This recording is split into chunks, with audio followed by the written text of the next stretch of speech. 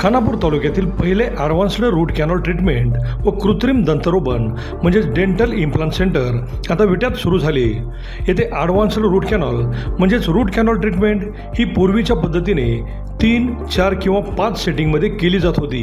तीच ट्रीटमेंट लॅबेमोड सारख्या ॲडव्हान्स दुर्बिणीद्वारे केवळ एकाच सेटिंगमध्ये किंवा एकाच विजिटमध्ये पूर्ण होते।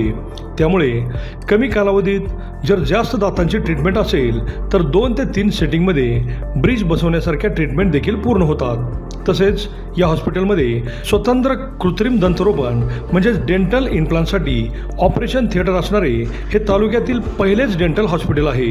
येथील सर्व ट्रीटमेंट हॉस्पिटलमधीलच तज्ज्ञ डॉक्टर्स पूर्ण करतात। डॉक्टर पृथ्वीराज देशमुख व डॉक्टर पूजा देशमुख हे रूट कॅनॉल व इम्प्लांटमधील अनुभवी व दातांमधील MDS म्हणजेच मास्टर्स ऑफ डेंटल सर्जरी हे डिग्री प्राप्त असून सर्वच अत्याधुनिक ट्रीटमेंट ह्या एकाच छताखाली केल्या जातात। चला तर मग आपल्या दातांच्या कुठल्याही समस्यासाठी आजच भेट द्या।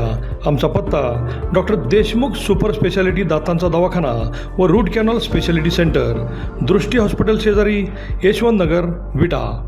मुंबई आझाद मैदानावरील शक्तीपीठ महामार्ग विरोधातील आंदोलन अत्यंत मोठा पाऊस मुंबईत असल्यामुळं थांबवण्यात आलेला आहे। मुंबई पूर्ण ब्लॉक झालेली आहे।